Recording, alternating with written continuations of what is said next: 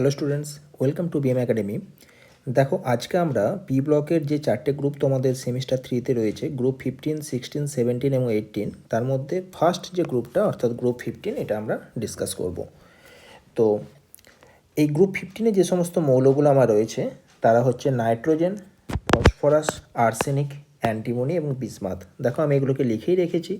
প্রত্যেকটা মৌলের ইলেকট্রন সংখ্যা বা প্রোটন সংখ্যাগুলোকে আমার নিচে নিচে লেখা আছে।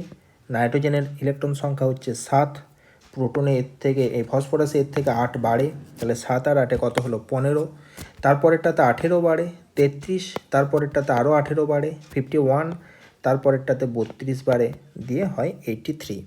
তাহলে আমরা দেখবে ইলেকট্রন বাড়ার একটা অর্ডার পড়েছিলাম 2, 8, 8, 18, 18, 32।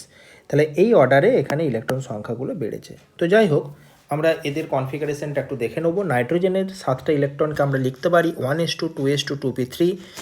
এই 1s2 জায়গাতে আমরা এখানে হিলিয়াম বসাতে পারি। হিলিয়ামের 2টো ইলেকট্রন আছে আমরা জানি, তাহলে টোটাল ইলেকট্রনটা কাউন্ট করে নাও। হিলিয়ামের ক্ষেত্রে 2টো বসানো হচ্ছে 2s2, 2p3, তাহলে টোটাল 7টা ইলেকট্রন হয়ে গেল। কটা কক্ষপথ আছে? মাঝে নিউক্লিয়াস, প্রথম কক্ষপথ, দ্বিতীয় কক্ষপথ। প্রথম কক্ষপথে কটা ইলেকট্রন? 2টো ইলেকট্রন। দ্বিতীয় কক্ষপথে টোটাল কটা ইলেকট্রন? 5টা ইলেকট্রন দিয়ে আমাদের 7টা ইলেকট্রন হচ্ছে। তাহলে যেহেতু এর সর্ববহিস্থ কক্ষপথের সংখ্যা 2, তাই এর পর্যায় সংখ্যা 2। কারণ আমরা জানি কোনো পরমাণুর যেটা সর্ববহিস্থ কক্ষপথ সেই সংখ্যাটাই হচ্ছে তার পর্যায় সংখ্যা, এবং সর্ববহিস্থ কক্ষপথে যে ইলেকট্রনগুলো রয়েছে এস এবং পি, অর্থাৎ 2a+3, তাহলে টোটাল কটা ইলেকট্রন? সর্ববহিস্থ কক্ষপথে 5টা ইলেকট্রন। তার সাথে ডি এর যে আমার 10টা ইলেকট্রন এক্সট্রা আছে সেই 10টাকে যোগ করে আমার শ্রেণী সংখ্যাটা কাউন্ট করতে হয়। কারণ আমার বাঁ দিকে থাকে এস ব্লক, মাঝে থাকে ডি ব্লক, তারপরে থাকে পি ব্লক। তাহলে পি ব্লকের ক্ষেত্রে আমার পিতে 3টে ইলেকট্রন রয়েছে, এসের 2টো ইলেকট্রন এখানে দেখতে পাচ্ছি, তাহলে 2 আর 3 5 হচ্ছে। কিন্তু ডিতে যে টোটাল 10টা ইলেকট্রন অর্থাৎ ডি এর জন্য যে 10টা ঘর ছাড়া আছে সেই 10টাকে যোগ করে আমাকে শ্রেণীর সংখ্যাটা আধুনিক পর্যায় সারণী অনুযায়ী যে শ্রেণীর সংখ্যাটা হয় সেই শ্রেণীর সংখ্যাটা এখানে বের করতে হয়। অর্থাৎ খুব সহজ ভাষায় যদি আমরা বলতে চাই যে আমার এখানে বহিস্থ কক্ষপথের এস এবং পি এর ইলেকট্রনকে আমি যোগ করব, তার সাথে এক্সট্রা আমি 10 কাউন্ট করে দেবো, তাহলেই আমি তার শ্রেণীর সংখ্যা পেয়ে যাব। তো এখানে আমরা প্রত্যেকটাতেই নিশ্চয়ই বাইরের কক্ষপথে 5টা করে ইলেকট্রন পাবো, তবেই তার সাথে প্রত্যেকটার সাথে 10 যোগ করব এবং প্রত্যেকটাই 15 নম্বর শ্রেণীর অন্তর্ভুক্ত হবে, কারণ আমরা পড়ছি আজকে 15 নম্বর শ্রেণীর মৌলগুলো সম্পর্কে। পর্যায়গুলো চেঞ্জ হয়ে যাবে, কারণ এর ক্ষেত্রে দেখো বহিস্থ কক্ষপথ 3 নম্বর কক্ষপথ, এর ক্ষেত্রে 4 নাম্বার, এখানে 5 নাম্বার, এখানে 6 নাম্বার, তাই সেই অনুযায়ী আমার পর্যায়গুলো কিন্তু নামকরণ হয়েছে। বেশ, এই গেল ব্যাপারটা। এবার যখন আমরা এর ইলেকট্রনিক কনফিগারেশন দেখব, ফসফরাসের 15টা electron 1s2, 2s2, 2p6, 3s2, 3p3। তো এইখানে এই যে আমার প্রথম 10টা ইলেকট্রন রয়েছে, 10টা ইলেকট্রনকে না লিখে আমরা এখানে নিয়ন লিখতে পারি। নিয়নের 10টা ইলেকট্রন আছে, 10, 2, 12 আর 3 কটা হয়ে গেল? 15টা হয়ে গেল। তাহলে একটা জিনিস লক্ষ্য করে দেখো, প্রথমটাতে আমরা লিখেছি 2s2, 2p3, তারপরেটা লিখেছি 3s2, 3p3, তারপরেটা দেখো এক ঘর বেড়ে হয়েছে 4s2, 4p3, তারপরেটা 5s2, 5p3, লাস্টেরটা 6s2, 6p3। আর এখানে নোবেল গ্যাসগুলো প্রথমে দেখো হিলিয়াম, তারপর নিয়ন, তারপর আমি করেছি আর্গন, তারপরে ক্রিপ্টন, তারপরে জেনন। আরেকটা জিনিস আমি নতুন অ্যাড করেছি যে প্রথম দুটো পর্যায়ের ক্ষেত্রে তো আমার কোনো ডি অরবিটাল থাকে না কনফিগারেশনে। এখান থেকে দেখো 4s এর আগে আমার এখানে 3dটা আমার এখানে ঢুকবে। 3dতে কটা ইলেকট্রন? 10টা ইলেকট্রন এখানে বসছে। তাহলে তার নিচে আমরা 4d বসাবো, তার নিচে আমরা 5d বসাবো, আর এখানে 5d এর আগে আমরা 4fটাকে বসাবো। অর্থাৎ এই কনফিগারেশনগুলো আমরা খেয়াল রাখবো, পরবর্তীকালে বৈশিষ্ট্যগুলো বুঝতে আমাদের কাজে লাগবে। তাহলে কনফিগারেশনগুলো লেখা কতটা সহজ দেখো, তোমরা প্রথমেই নাইট্রোজেনের কনফিগারেশনটা ড্র করে নেবে, অর্থাৎ হিলিয়াম 2s2, 2p3, তারপরটাতে বসিয়ে দেবে নিয়ন 3s2, 3p3, তারপরেরটাতে argon 4s2, 4p3, krypton 5s2, 5p3, xenon 6s2, 6p3। এবার আর্সেনিকটাতে এই 4s2, 4p3-র আগে একটা 3d10 বসিয়ে দেবে, কারণ ডি অরবিটাল মানে n-1 সেল। তাহলে যেহেতু বাইরের কক্ষপথটা এটা 4 নাম্বার, তাই এখানে 3d হয়ে গেল। ঠিক তেমনিভাবে 5s2-র আগে এটা 4d10 বসিয়ে দেবে, 6s2-র আগে 5d10 বসিয়ে দেবে, এবং তারও আগে এখানটাতে 4f14 বসিয়ে দেবে, কারণ 3f14 বলে কিছু হয় না, তাই অ্যান্টিমনির ক্ষেত্রে কিছু হবে না, বিসমাথের ক্ষেত্রেই এই 4f14টা বসবে। ব্যাস, তাহলে আমাদের ইলেকট্রনিক কনফিগারেশনগুলো যতগুলো ছিল আমাদের প্রত্যেকটাই এখানে কমপ্লিট হয়ে গেল। এইবার আমরা জানি যে যখন কোনো পর্যায় সারণীর পর্যায় বরাবর অর্থাৎ বাম দিক থেকে ডান দিকে যাওয়া যায়, তখন ধাতব ধর্ম কমে এবং নিচে দিকে ধাতব ধর্ম বাড়ে। তাহলে এই যে আমরা নাইট্রোজেন, ফসফরাস, আর্সেনিক, অ্যান্টিমনি এবং বিসমাথের কথা বলছি, অর্থাৎ ওপর থেকে নিচের কথা বলছি, অর্থাৎ শ্রেণী বরাবরের কথা বলছি, তার মানে ধাতব ধর্ম বাড়বে। এবং দেখা যায় যে প্রথম দুটো হচ্ছে আমার অধাতু, পরের দুটো হচ্ছে আমার ধাতুকল্প, লাস্টেরটা হচ্ছে আমার বিসমাথ। অর্থাৎ এই মৌলসমূহের মধ্যে নাইট্রোজেন এবং ফসফরাস হচ্ছে আমার অধাতব, পরের দুটো ধাতুকল্প, লাস্টেরটা ধাতব ধর্ম প্রদর্শন করে। অর্থাৎ ধাতব ধর্ম উপর থেকে নিচের দিকে বাড়ছে। এবং এদের জেনারেল কনফিগারেশন কী হবে? NH2NP3।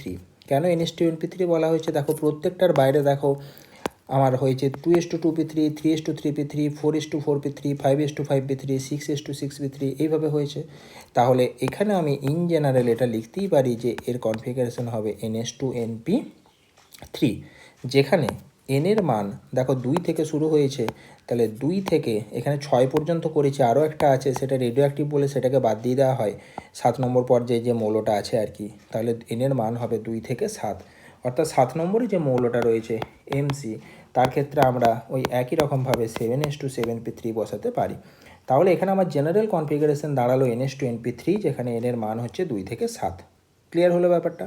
এবার আমরা চলে আসবো যে গ্রুপ 15-এর আমাদের যে মৌলগুলো রয়েছে, that means nitrogen to bismuth আমার যে রয়েছে, এদের ধর্মগুলোর কীভাবে কী পরিবর্তন আমাদের হবে। প্রথম ধর্ম দেখো তড়িৎ ঋণাত্মকতা। আমরা জানি তড়িৎ ঋণাত্মকতা বলতে কি বোঝায়?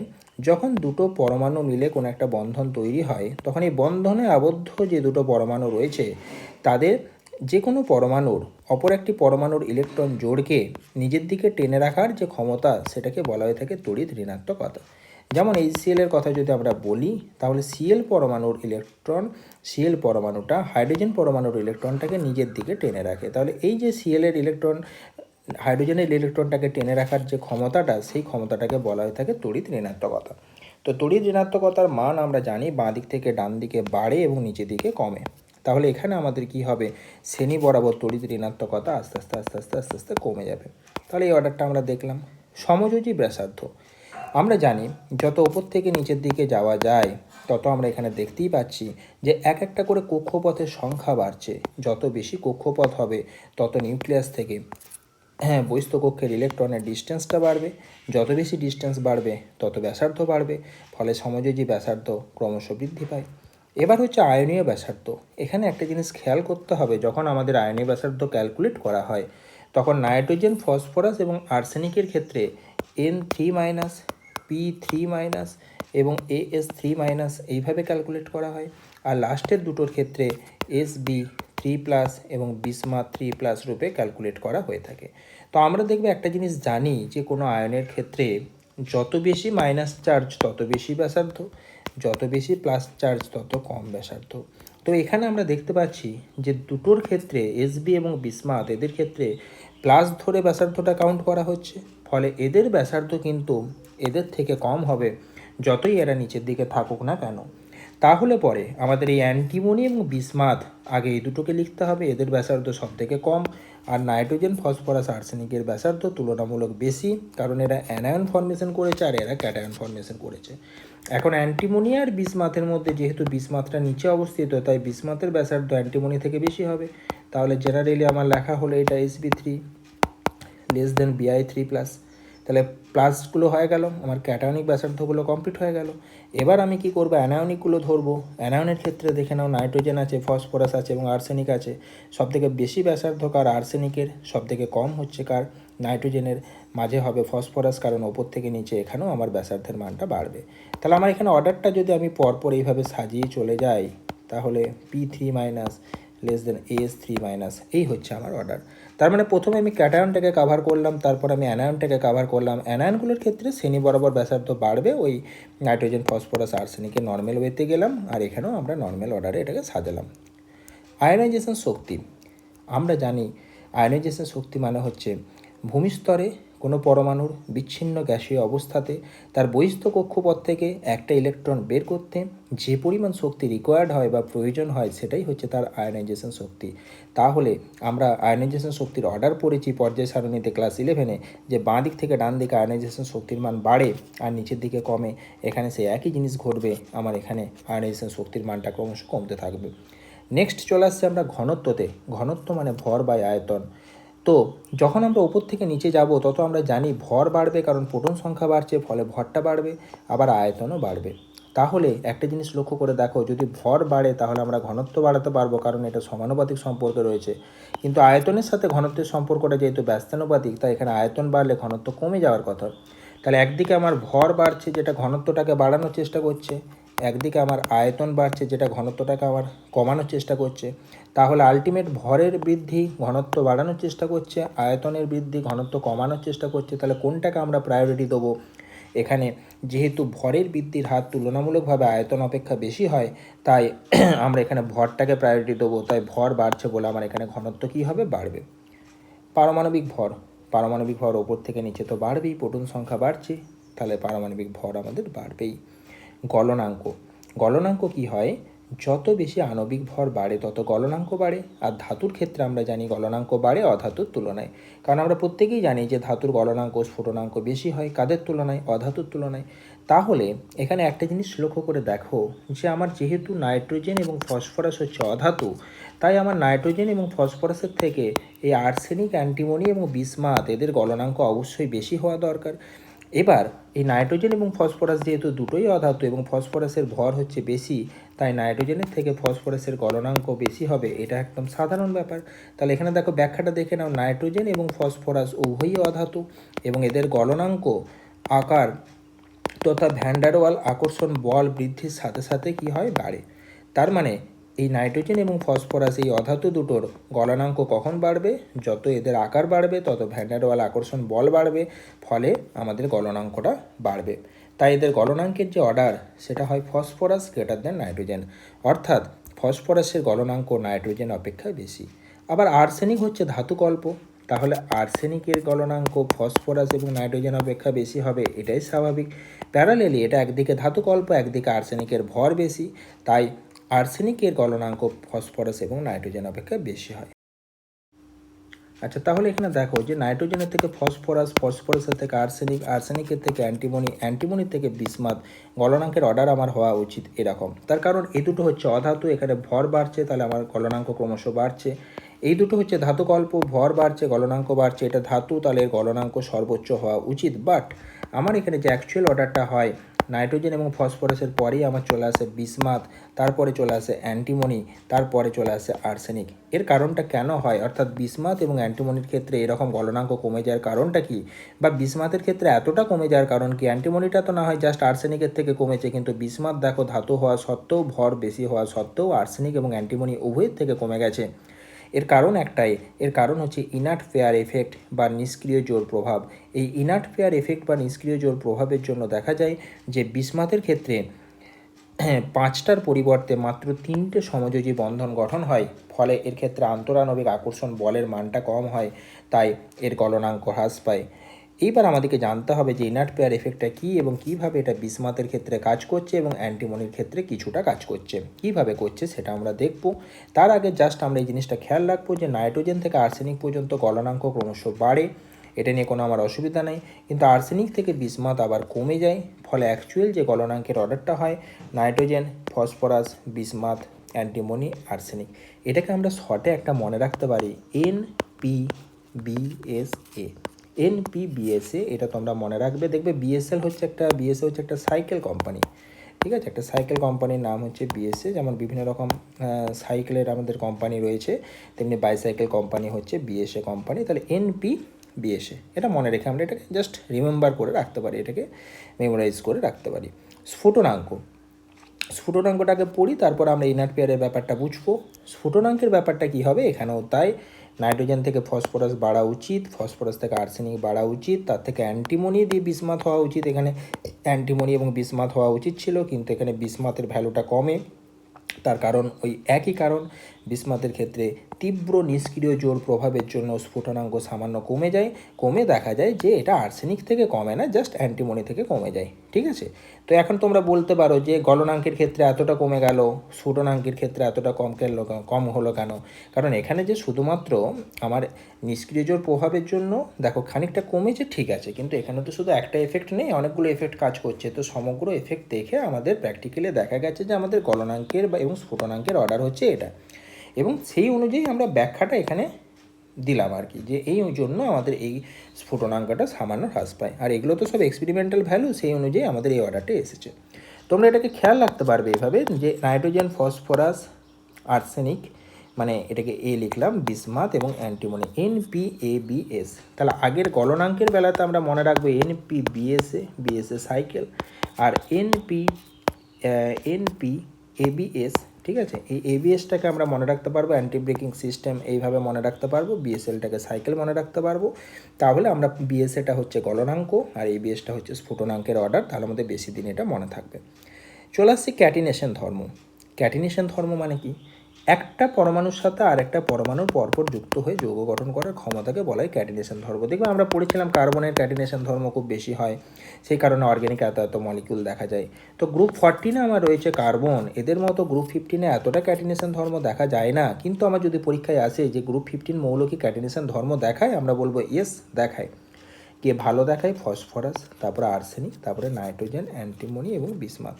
তাহলে নাইট্রোজেনটার থেকে কেন ফসফরাস আর্সেনিক বেশি হয়ে গেল? গ্রুপ 14 তো আমার কার্বনটা হয়েছিল। তো এখানে দেখা যায় যে ফসফরাস এবং আর্সেনিকের মধ্যে যে বন্ধন শক্তি বা বন্ড এনার্জি নাইট্রোজেন অপেক্ষা বেশি হয়, ঠিক আছে। অর্থাৎ ফসফরাস এবং আর্সেনিকের ক্ষেত্রে তাই ক্যাটিনেশন ধর্মটাও আমার দেখা যায় বেশি, অর্থাৎ স্ট্রং বন্ড ফর্মেশন হয় ফসফরাস এবং আর্সেনিকের ক্ষেত্রে দেন নাইট্রোজেন।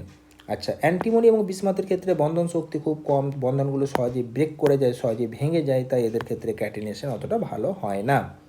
বহুরূপতা। বহুরূপতা মানে কি? দেখবে কার্বনে বিভিন্ন রূপভেদ দেখা যায়, ঠিক আছে। হিরো, গ্রাফাইট, ফুলারিন, এটাই তো বহুরূপতা। তো বিসমাথ বাদে বাকি যে সমস্ত মৌলগুলো আমার গ্রুপ 15-এ রয়েছে, that means nitrogen, phosphorus, arsenic and antimony, all shows allotropy, অর্থাৎ প্রত্যেকেই বহুরূপতা বা রূপভেদ ধর্ম দেখায়। পারমাণবিকতা। নাইট্রোজেন কী করতে পারে? একটা সিগমা দুটো পাই বন্ড ফর্মেশন করতে পারে, ফলে পি পাই বন্ড ফর্মেশন করতে পারে। অর্থাৎ নাইট্রোজেনের 2p অরবিটাল এবং এই নাইট্রোজেনের 2p অরবিটালের মধ্যে বি পাই বন্ড ফর্মেশন হয়। কারণ দেখবে নাইট্রোজেনের কনফিগারেশন আমরা লিখতে পারি 1:2:2p3। 2p3 মানে এখানে পিতে কটা আনপেয়ার ইলেকট্রন আছে? 3টে আনপেয়ার ইলেকট্রন আছে। অপর একটা নাইট্রোজেনের কনফিগারেশনও আমাদের হচ্ছে 1:2:2p3। তার মানে আমার এখানেও কটা আনপেয়ার ইলেকট্রন আছে? 3টে আনপেয়ার ইলেকট্রন আছে। তাহলে এই একটা টুপির সাথে এই একটা টুপি সিগমা বন্ড হবে, আরেকটা টুপির সাথে আরেকটা টুপি পাই বন্ড, আরেকটা টুপির সাথে আরেকটা টুপি পাই বন্ড।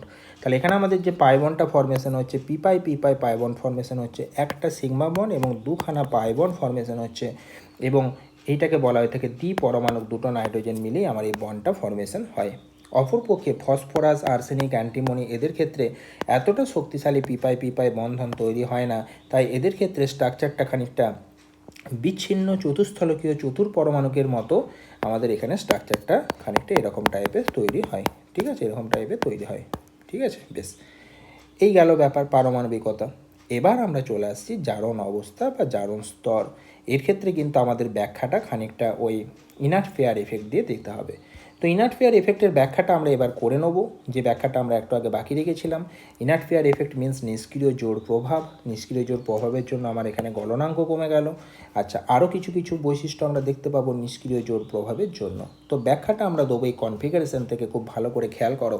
বিসমাথের ক্ষেত্রে যে কনফিগারেশনটা আমরা এখানে লিখেছি, সেই বিসমাথের কনফিগারেশনে দেখো বাইরের কক্ষপথ হচ্ছে 6 নম্বর কক্ষপথ, তার ভেতরের কক্ষপথ 5 নম্বর কক্ষপথ, তার ভেতরের কক্ষপথ হচ্ছে 4 নম্বর কক্ষপথ। অর্থাৎ এটাকে যদি আমি n ধরি, এটাকে n-1 ধরবো, এটাকে আমি n-2 কক্ষপথ ধরবো। এখন আমার যদি মাঝখানে নিউক্লিয়াস থাকে এবং আমি যদি এখানে পরপর কক্ষপথগুলোকে ড্র করার চেষ্টা করি, তাহলে দেখো 3টে কক্ষপথ, 4টে কক্ষপথ, 5টা কক্ষপথ, এবং আমি এখানে যদি 6টা কক্ষপথকে ড্র করি এখানে, তাহলে বাইরের কক্ষপথ আমার 6s আছে, আমি এখানে লিখে দিচ্ছি 6s আছে, আর 6p আছে। ভেতরের কক্ষপথ আমার 5d আছে, খুব ভালো করে বোঝার চেষ্টা করবে এটা। তার ভেতরের কক্ষপথ আমার 4f আছে, আর মাঝখানে আছে আমার নিউক্লিয়াস। এইবার এই যে আমি 4f এবং 5d এর আমি এখানে ইলেকট্রনগুলোকে এখানে বসাচ্ছি, বিসমাথের ক্ষেত্রে 4f-এ 14টা ইলেকট্রন এবং 5d-তে 10টা ইলেকট্রন। তো এই ডি এবং এফ অরবিটালের স্ক্রিনিং এফেক্ট বা আবরণী প্রভাব খুব কম। স্ক্রিনিং এফেক্টের অর্ডার দেখা যায় S > P D F, অর্থাৎ ডি এবং এফের আবরণী প্রভাব খুব নগণ্য। আবরণী প্রভাব নগণ্য হওয়ার অর্থ বা মানে হলো, এই ডি এবং এফের এই যে 14টা এবং ডিতে যে 10টা ইলেকট্রন আছে, এরা বাইরের যে 6s এবং 6pতে যে ইলেকট্রনগুলো আছে, সেই ইলেকট্রনগুলোকে নিউক্লিয়াসের থেকে গার্ড করতে বা আড়াল করতে পারে না। ফলে আড়াল করতে না পারার জন্য আমরা দেখতে পাচ্ছি বিসমাথে 83টা প্রোটন আছে, অর্থাৎ নিউক্লিয়াসের চার্জ খুব বেশি। এই 83টা প্রোটন মিলে বাইরের এই যে 6s এবং 6p এর ইলেকট্রনগুলো রয়েছে, এই ইলেকট্রনগুলোকে খুব জোরে আকর্ষণ করে, এতটাই জোরে আকর্ষণ করে যে এস অরবিটালের ইলেকট্রনগুলোকে কোনোভাবেই বের করা যায় না এবং তারা কোনো বন্ধনে অংশগ্রহণ করে না। যেহেতু 6s আমার দুখানা ইলেকট্রন রয়েছে, তাই এটাকে একটা ইলেকট্রন জোড় হিসেবে কম্পেয়ার করা হয় বা পেয়ার হিসেবে কম্পেয়ার করা হয়। যেহেতু এরা কোনো রকম বন্ধনে পার্টিসিপেট করছে না, তাই এটাকে বলা হয়ে থাকে ইনার্ট পেয়ার। ঠিক আছে, ইনার্ট মানে হচ্ছে নিষ্ক্রিয়, পেয়ার মানে হচ্ছে ইলেকট্রন জোড় এফেক্ট, এবং এই প্রভাবটাকে বলা হয়ে থাকে ইনার্ট পেয়ার এফেক্ট। তাহলে পুরো ব্যাপারটা আমার যেটা দাঁড়ালো যে বিসমাথের ক্ষেত্রে বহিস্থ কক্ষপথ হচ্ছে 6 নম্বর কক্ষপথ। 6 নম্বর কক্ষপথে এস এবং পি অরবিটালে যথাক্রমে 2 এবং 3টে করে ইলেকট্রন রয়েছে। যদি আমার এসের 2 এবং পি এর 3টে ইলেকট্রন বেরিয়ে যেতে পারতো, তাহলে বিসমাথের ক্ষেত্রে +5 অক্সিডেশন স্টেট হতো। কিন্তু আমরা দেখতে পাচ্ছি যে 6s এর ইলেকট্রনগুলো কোনোভাবেই বন্ধনে পার্টিসিপেট করছে না। কেন করছে না? তার কারণ হচ্ছে তার ভেতরের কক্ষপথে 5d এবং তার ভেতরের কক্ষপথে 4f অরবিটাল রয়েছে, এবং যাদের স্ক্রিনিং এফেক্ট বা আবরণী প্রভাব বা শিল্ডিং এফেক্ট হচ্ছে খুবই নগণ্য। তাই তারা ওই 6s এবং 6p এর ইলেকট্রনগুলোকে নিউক্লিয়াসের আকর্ষণের হাত থেকে কোনোভাবেই প্রোটেক্ট করতে বা গার্ড করতে বা আড়াল করতে পারে না। ফলে নিউক্লিয়াস 6s এবং 6p এর ইলেকট্রনগুলোকে খুব জোরে আকর্ষণ করে থাকে, এতটাই জোরে আকর্ষণ করে যে 6s এর ইলেকট্রনগুলোকে কোনোভাবেই বন্ধনে পার্টিসিপেট করতে দেয় না বা বেরোতে দেয় না। তাই শুধুমাত্র p এর যে 3টে ইলেকট্রন রয়েছে, সেই 3টে ইলেকট্রন পার্টিসিপেট করে। 3টে ইলেকট্রন পার্টিসিপেট করে বলে বিসমাথের ক্ষেত্রে অনলি +3 অক্সিডেশন স্টেট দেখা যায়, কোনো রকম +5 অক্সিডেশন স্টেট দেখা যায় না। যদি এসেরগুলোও সাথে সাথে পার্টিসিপেট করতো, তাহলে আমার +3 আর +2 মিলে +5 অক্সিডেশন স্টেট আমার দেখা যেত।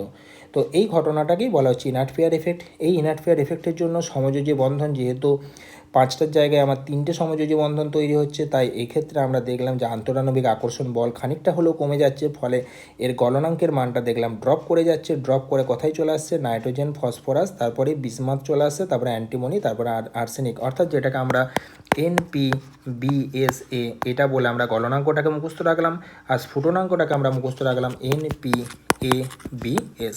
পাশাপাশি আমরা দেখলাম যে বিসমাথের ক্ষেত্রে জারণ সংখ্যা শুধুমাত্র +3 দেখা যায়, +5টা কোনোভাবেই দেখা যায় না, কারণ 6s এর ইলেকট্রন কোনোভাবেই বেরোচ্ছে না। তোমরা এবার বলতে পারো যে 6sটাকে কেন ধরে রাখতে পারছে, পিটাকে কেন ধরে রাখছে না?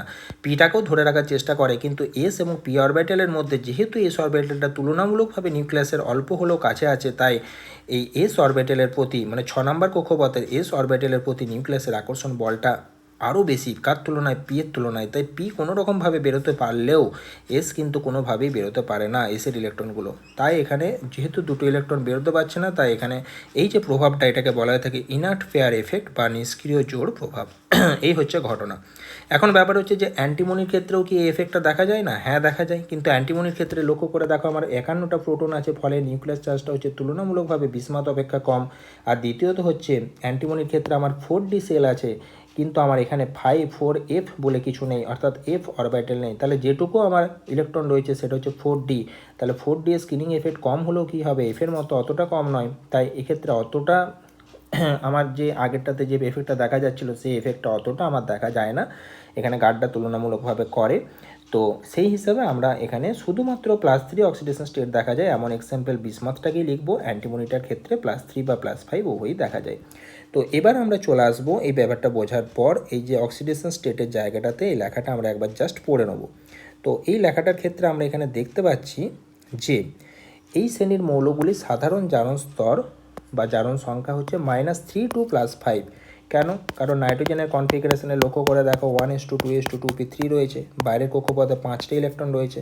তাহলে নাইট্রোজেন যদি আর 3টে ইলেকট্রন অ্যাকসেপ্ট করে নেয়, গ্রহণ করে নেয়, তাহলে বাইরের কক্ষপথে ওর 8টা ইলেকট্রন হয়ে যাবে। 8টা ইলেকট্রন হয়ে গেলেই নাইট্রোজেন ইলেকট্রন ছিল 7, 3টে ইলেকট্রন গ্রহণ করলে 10টা ইলেকট্রন হয়ে যাবে, অর্থাৎ এটা নিয়নের কনফিগারেশন পেয়ে যাবে বা নোবেল গ্যাসের কনফিগারেশন পেয়ে যাবে। তাহলে এই যে -3 অক্সিডেশন স্টেট, এটা তো আমার সর্বনিম্ন লোয়েস্ট অক্সিডেশন স্টেট এটা। আর হায়েস্ট অক্সিডেশন স্টেট বের করার সময় নাইট্রোজেনের ক্ষেত্রে আমরা দেখতে পাচ্ছি 1:2:2p3 রয়েছে। এখানে 2 + 3 5টে ইলেকট্রনকে যদি নাইট্রোজেন বের করে দেয়, তাহলে নাইট্রোজেন +5 অক্সিডেশন স্টেটে চলে যাবে এবং 1:2 কনফিগারেশন হয়ে যাবে, তার মানে হিলিয়ামের কনফিগারেশন হয়ে যাবে। কারণ আমরা জানি প্রত্যেকটা পরমাণুই ইলেকট্রন গ্রহণ বা বর্জনের মাধ্যমে নিয়ারেস্ট নোবেল গ্যাসের কনফিগারেশনে অ্যাচিভ করতে চাই। তাই নাইট্রোজেন 3টে ইলেকট্রন যখন অ্যাকসেপ্ট করবে তখন নাইট্রোজেন 3- হয়ে যাবে। নাইট্রোজেন 3- মানে এটা আমার নিয়নের কনফিগারেশন পেলো। আর নাইট্রোজেন যখন ইলেকট্রনগুলোকে বের করে দেবে, 5টে ইলেকট্রনকে বের করে দেবে, তখন নাইট্রোজেন 5+ স্টেটে চলে যাবে এবং এটা হিলিয়ামের কনফিগারেশন অ্যাচিভ করবে। তো এখানে আমরা সেটা দেখতে পেলাম, -3 টু +5, এদের মধ্যে -3, +3 এবং +5 এগুলো বেশি দেখা যায়। আর নাইট্রোজেনের ক্ষেত্রে তো সবই দেখা যায়, -3, -2, -1, 0, +1, +2, +3, +4, +5। তো যাই হোক, আমার এখানে এটা দেখা গেল নাইট্রোজেন, ফসফরাস, আর্সেনিক, অ্যান্টিমনি এদের ক্ষেত্রে +3, +5 সবই দেখা যায়। শুধুমাত্র বিসমাথের ক্ষেত্রে অনলি +3, +5 কোনোভাবেই নয়, কারণ ইনার্ট পেয়ার এফেক্ট। বেশ, +5 দেখো, তাহলে একটা জিনিস আমরা দেখি যে নাইট্রোজেন থেকে যখন আমরা বিসমাথের দিকে এলাম, বিসমাথটা +3-তে স্টেবল হলো, আর নাইট্রোজেন তো +5-তে মোস্ট স্টেবল। তার সাথে সাথে +3ও আছে এর ক্ষেত্রে, সেটা নিয়ে অসুবিধা কিছু নেই। তাহলে আমার যদি প্রশ্ন আসে যে +5 জারণ স্তরের স্থায়িত্ব ওপর থেকে নিচের দিকে বাড়ে না কমে, তখন আমার অ্যান্সার হবে কমে। কারণ বিসমাথের ক্ষেত্রে দেখো +5-এর একদমই অস্তিত্ব নেই, তাই +5 অক্সিডেশন স্টেটের স্থায়িত্বটা নিচের দিকে কমে যাবে। আবার উল্টো দিকে যদি আমি বলি যে +3 অক্সিডেশনের স্থায়িত্বটা কী হবে, তখন ওপর থেকে নিচে যখন আমরা নাইট্রোজেন টু বিসমাথের দিকে যাব, +3 অক্সিডেশন স্টেটের স্থায়িত্বটা কী হবে, আস্তে আস্তে বাড়তে থাকবে। এটাই এখানে লেখা আছে যে +5 জারণ স্তরের স্থায়িত্ব শ্রেণী বরাবর ওপর থেকে নিচের দিকে কমে এবং +3 জারণ স্তরের স্থায়িত্ব ওপর থেকে নিচের দিকে বাড়ে। এবং বিসমাথের ক্ষেত্রে তো দেখা যায় শুধুমাত্র +3 জারণ স্তরটাই হচ্ছে। ইনার্ট পেয়ার এফেক্ট বা নিষ্ক্রিয় জোড় প্রভাবের জন্য এই ঘটনাটা ঘটে, কারণ বিসমাথের ক্ষেত্রে ডি এবং এফ অরবিটালে ইলেকট্রন প্রেজেন্ট আছে, that is 5d and 4f, এগুলোতে ইলেকট্রন প্রবেশ আছে। তাই এর পোর শিল্ডিং এফেক্ট বা স্ক্রিনিং এফেক্ট বা আবরণী প্রভাব এর জন্য কাজ করছে। পোর শিল্ডিং এফেক্ট কাজ করছে। পোর মিন্স একদম নগণ্য, ঠিক আছে। স্ক্রিনিং এফেক্টে দেখো অর্ডারটা লিখে দেওয়া আছে SPDF ব্র্যাকেটের মধ্যে, এটা হলো। তাই বহিস্থ কক্ষের এস অরবিটালের ইলেকট্রনগুলোর প্রতি নিউক্লিয়াসের আকর্ষণ বল এখানে অত্যাধিক পরিমাণে বেড়ে যায়। তাই বহিস্থ কক্ষে এস অরবিটালের ইলেকট্রন দুটি কোনোভাবেই বন্ধনে পার্টিসিপেট করে না। তাই বিসমাথের ক্ষেত্রে শুধুমাত্র +3 অক্সিডেশন স্টেট দেখা যায়, +5 দেখা যায় না। এবার হচ্ছে নাইট্রোজেনের সর্বোচ্চ জারণ স্তর আমরা দেখতে পেলাম +5, বিসমাথের ক্ষেত্রে দেখতে পেলাম সর্বোচ্চ +3। আচ্ছা, আর বাকিগুলোর তো দু রকমই দেখা যায়। তো এখানে একটা জিনিস খেয়াল রাখতে হবে যে নাইট্রোজেনের ক্ষেত্রে জারণ স্তর সর্বোচ্চ +5 হলেও এর সর্বোচ্চ সমযোজ্যতা কিন্তু 4। সমযোজ্যতা 4 মানে নাইট্রোজেন কখনোই 4টে পরমাণুর বেশি পরমাণুর সাথে একসাথে বন্ড করতে পারে না, সেটা থ্রু সিগমা বন্ডই হোক বা পাই বন্ডই হোক। নাইট্রোজেনের ম্যাক্সিমাম যোজ্যতা হচ্ছে 5। তাহলে জারণ স্তর আলাদা জিনিস। জারণ স্তর হচ্ছে বহিস্থ কক্ষের যে সমস্ত ইলেকট্রনগুলো রয়েছে, সেই ইলেকট্রনগুলোকে সবগুলোকেই যদি বের করে দেয়, তাহলে নাইট্রোজেন +5 স্টেটে চলে যাচ্ছে, সেটাকে বলা হচ্ছে আমার অক্সিডেশন স্টেট বা জারণ স্তর। আর যোজ্যতা মানে হচ্ছে নাইট্রোজেন কতগুলো পরমাণুর সাথে বন্ড তৈরি করতে পারছে, সেটাকেই বলা হচ্ছে তার সমযোজ্যতা। ঠিক আছে, সেটা সিগমা বন্ড হতে পারে, মেবি পাই বন্ড, যা খুশি হতে পারে। আচ্ছা, তো নাইট্রোজেনের দেখো লেখা রয়েছে এখানে সর্বোচ্চ +5 অক্সিডেশন স্টেট প্রদর্শন করলেও এই সমযোজ্যতা হয় 4। কিন্তু গ্রুপের বাকি যারা রয়েছে, that means phosphorus, arsenic, antimony and bismuth, এদের ক্ষেত্রে জেনারেলি দেখা যায় 5, কখনো কখনো বিশেষ ক্ষেত্রে হয় 6। তাহলে নাইট্রোজেনের ক্ষেত্রে জেনারেলি আমরা মনে রাখবো 3, বিশেষ বিশেষ ক্ষেত্রে 4। ফসফরাস, আর্সেনিক, অ্যান্টিমনি, বিসমাথ এদের ক্ষেত্রে আমরা মনে রাখবো জেনারেলি 5, ইন স্পেশাল কেস 6। তার কারণটা কি, নাইট্রোজেনের যোজ্যতা কক্ষে দেখো ডি অরবিটাল নেই। ডি অরবিটাল না থাকার কারণে নাইট্রোজেনের যোজ্যতাটাকে এক্সপ্যান্ড করতে পারে না, 4-এর বেশি এক্সপ্যান্ড করতে পারে না। তাই NCl5, NF5 এগুলো দেখা যায় না। And nitrogen can never be pentavalent, nitrogen কখনোই পঞ্চযোজী হতে পারে না। গ্রুপের বাকি সদস্য যারা রয়েছে তাদের ক্ষেত্রে ভ্যাকেন্ট ডি অরবিটাল রয়েছে, তাই বন্ধনের জন্য তারা এই ডি অরবিটালটাকে ব্যবহার করতে পারে। ডি অরবিটালটাকে ব্যবহার করার ফলে কি হয়, হাইব্রিডাইজেশনের মাধ্যমে বা পিপাই বন্ডিংয়ের মাধ্যমে এরা 5 এবং 6 সমযোজ্যতা দেখাতে পারে। তাহলে এদের ক্ষেত্রে যোজ্যতাটা 5 এবং কখনো কখনো বিশেষ ক্ষেত্রে 6 পর্যন্ত যেতে পারে। যেমন PCl5-এর ক্ষেত্রে আমরা জানি sp3d হাইব্রিডাইজেশন ঘটে, ফলে PCl5-এর যৌগটা গঠিত হয়, কিন্তু NCl5 কোনোভাবেই যৌগটা গঠিত হয় না। আবার এই যে দেখো R3PO বা POCl3 বা POBr3, এই যে যৌগগুলো রয়েছে, এখানে আমাদের দেখা যায় যে ফসফরাসের সাথে অক্সিজেনের এই যে আমার ডবল বন্ডটা রয়েছে, এখানে আমাদের p-d বন্ধন তৈরি হয়। তো এর মাধ্যমে আমাদের কি হয়, এক্সপেন্ড করে আমাদের সমযোজ্যতা 5 এবং 6 অবধি হতে পারে। যেমন এখানে একটা জাস্ট এক্সাম্পল দেওয়া আছে, দেখো PCl5 এর অস্তিত্ব আছে বাট NCl5 এর অস্তিত্ব নেই কেন? তো নাইট্রোজেনের কনফিগারেশন যদি আমরা দেখি 1:2:2p3, তো এখানে আমরা দেখতে পাচ্ছি যে নাইট্রোজেনের ভ্যাকেন্ট অরবিটালের সংখ্যা হচ্ছে আমার কত, তিন, মানে আনপেয়ার ইলেকট্রনের সংখ্যা হচ্ছে পি অরবিটালে কটা আছে, 3টে। এখন যদি আমরা প্যারালেলে Cl এর কথা ভাবি, Cl এর কনফিগারেশনটা যদি আমরা নিই, তাহলে Cl এ আমরা জানি 17টা ইলেকট্রন আছে, that means 1:2:2p6, 3s2 and 3p5। অর্থাৎ এই যে আমার পি অরবিটালের কথা আমরা বললাম, এখানে আমার 5টা ইলেকট্রন আছে, 5টা ইলেকট্রনকে আমরা এরকমভাবে যদি বসাই, তাহলে আমরা এখানে দেখতেই পাচ্ছি যে এখানে এইটা হচ্ছে আমার আনপেয়ার ইলেকট্রন। তাহলে এই যে Cl এর আমার আনপেয়ার ইলেকট্রন একটা রয়েছে, এই Cl এর আনপেয়ার ইলেকট্রন কার সাথে বন্ডিং করবে, নাইট্রোজেনের সাথে বন্ডিং করবে। তাহলে নাইট্রোজেনের 3টে আনপেয়ার ইলেকট্রন আছে, তাহলে এরা ম্যাক্সিমাম 3টে Cl এর সাথে এখানে বন্ড করতে পারবে এবং হাইব্রিডাইজেশন ঘটাতে পারবে। কিন্তু এসে যেহেতু আমার এখানে ফুলফিলড রয়েছে, তাই এখানে আমার কোনোভাবেই এক্ষেত্রে আমার NCl5 গঠন হওয়া সম্ভব হচ্ছে না। ঠিক আছে, NCl3 হতে পারে বাট নট NCl5। আচ্ছা, ফসফরাসের ক্ষেত্রে লক্ষ্য করে দেখো, আমার এই যে কনফিগারেশনটা আমি লিখেছি, এখানে দেখো আমার 3D অরবিটালটা ফাঁকা রয়ে গেছে। তাই এটাকে যখন আমরা 5টা ক্লোরিনের সাথে যদি যুক্ত করতে চাই, দেখো এই অবস্থাতে তো আমার রয়েছে মাত্র 3টে আনপেয়ার ইলেকট্রন। এটাকে যদি আমরা এক্সাইটেড স্টেটে নিয়ে যাই, অর্থাৎ ফসফরাসকে যদি আমরা বাইরে থেকে এনার্জি যদি আমরা দিই, তাহলে কিন্তু ফসফরাসটা পি স্টার স্টেটে পৌঁছে যাবে এবং তখন তার কনফিগারেশন হয়ে যাবে 1:2:2p6, 3s1 হয়ে যাবে, 3p3 থাকবে, 3d1 হয়ে যাবে। অর্থাৎ এই এসের একটা ইলেকট্রন জাম্প করে কোথায় চলে যাবে, 3dতে চলে যাবে। তাহলে দেখো এসেও আমার একটা ভ্যাকেন্ট অরবিটাল মানে আনপেয়ার ইলেকট্রন চলে এলো, পিতে আমার একটা করে আনপেয়ার ইলেকট্রন এলো, আর 3dতেও কিন্তু আমার একটা আনপেয়ার ইলেকট্রন চলে এলো। ফলস্বরূপ কী হলো, আমার এখানে টোটাল আনপেয়ার ইলেকট্রনের সংখ্যা হয়ে গেল 5টা। তাহলে 5টা Cl এর সাথে এটা ইজিলি বন্ড করতে পারবে। So PCl5 will be possible. তো এখানে আমরা দেখতে পাচ্ছি যে ফসফরাসের যোজ্যতা কক্ষে ভ্যাকেন্ট 3D অরবিটাল থাকায় ফসফরাস সহজেই 3s এবং 3p অরবিটালের সাথে 3D অরবিটালটাকে ব্যবহার করে সমযোজ্যতা 5 প্রদর্শন করতে পারে। তাই PCl5 গঠন হয়, যেটা আমরা এখানে এইভাবে দেখালাম। p2p স্টার করার পরে এই ইলেকট্রনটা এখানে জাম্প করে আমার এখানে 5টা আনপেয়ার ইলেকট্রন হয়ে গেল। ফলে 5টা Cl আসুক না, 5টা Cl এর সাথে ইজিলি সেটা বন্ড করতে পারবে। কিন্তু নাইট্রোজেনের ক্ষেত্রে যোজ্যতা কক্ষে ভ্যাকেন্ট ডি অরবিটাল বলে কিছু এখানে নেই, 2s2p দিয়ে শেষ। তাই এখানে এক্সপেনশনের কোনো ব্যাপার নেই। তাই সর্বোচ্চ সমযোজ্যতা 3, কোনো কোনো ক্ষেত্রে কোঅর্ডিনেট বন্ড এবং p5d5 বন্ডিংয়ের মাধ্যমে ম্যাক্সিমাম 4 হতে পারে। পরের কোশ্চেনটা দেখো, PF6- ফসফরাস, এর তো 6টা বন্ড হতেই পারে। আমরা বললাম 5 হয় জেনারেলি, কখনো কখনো 6ও হয়, কিন্তু নাইট্রোজেন তো 4তেই শেষ, তাহলে 6টা বন্ড হওয়ার কোনো গল্পই নেই। তাই নাইট্রোজেন দেখো এখানে p5p5 বন্ড করতে পারলেও তো p5d5 বন্ড গঠন করতে পারে না। তাই নাইট্রোজেনের ক্ষেত্রে আমাদের ম্যাক্সিমাম কোভ্যালেন্সি হচ্ছে 4। হ্যাঁ, কোনোভাবেই আমাদের এখানে 6টা বন্ড হবে না। যেটা ফসফরাসের ক্ষেত্রে আমরা একটু আগে দেখলাম 5 হতে পারে বা 6 হতে পারে। শুধু ফসফরাস নয়, আর্সেনিক, অ্যান্টিমনি, বিসমাথ, এদের প্রত্যেকের ক্ষেত্রেই হতে পারে, বাট নট ফর নাইট্রোজেন। আজকের ভিডিওটা এতটাই। পরের ভিডিওতে আমরা গ্রুপ 15 যে সমস্ত মৌলসমূহগুলো রয়েছে তাদের ক্ষেত্রে আমরা রাসায়নিক ধর্মগুলো ডিসকাশন করব। তো এতটা বাড়িতে রিভাইজ করো, দরকার হলে তোমাদের ওই ক্লাস 11-এর যে সমস্ত পিরিয়ডিক টেবিল মানে পর্যায় সারণী এবং কেমিক্যাল বন্ডিংটা একবার পড়ে নেবে, তাহলে এই চ্যাপ্টারটা বুঝতে সুবিধা হবে। ওকে।